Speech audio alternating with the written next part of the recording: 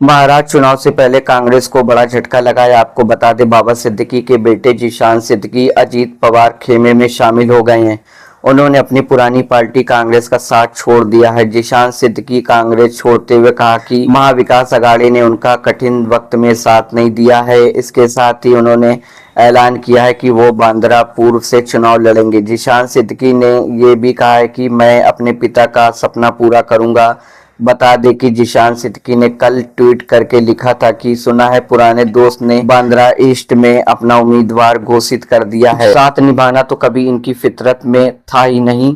रिश्ता उसी से रखो जो इज्जत और सम्मान दे, मतलब कि भीड़ बढ़ाने का कोई फायदा नहीं, अब फैसला जनता लेगी। इसके साथ ही मीडिया से बात करते हुए जिशान ने कहा कि महाविकास अघाड़ी मेरे और मेरी फैमिली के साथ खेल रही है।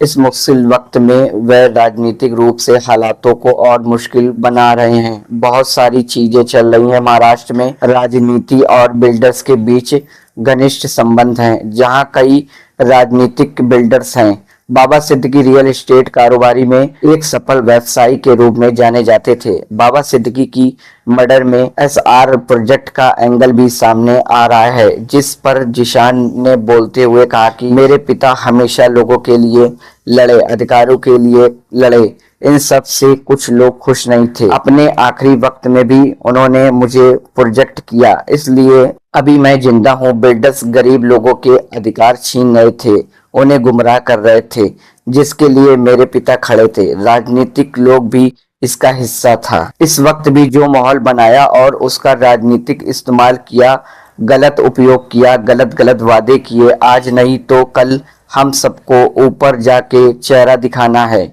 मैं कांग्रेस के बारे में कुछ नहीं कहना चाहता हूं, क्योंकि वो बेचारे हमेशा प्रेशर में आ जाते हैं। मैं बहुत टाइम कांग्रेस में बिताया, जब से होश संभाला तब से कांग्रेस में ही था।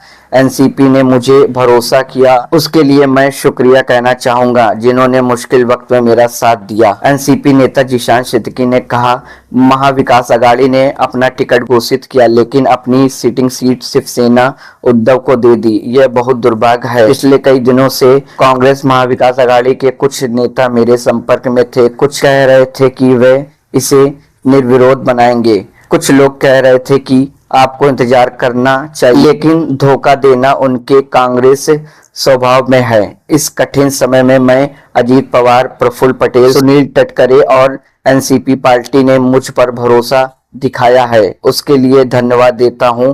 मेरे पिता का अधूरा सपना था कि हमें यह सीट जीतना है, हमें लोगों के अधिकारों के लिए लड़ना है। इस लड़ाई को लड़ते हुए उनकी हत्या हुई और मेरी रगों में उनका खून है, और मैं आगे भी उनकी लड़ाई लड़ता रहूंगा।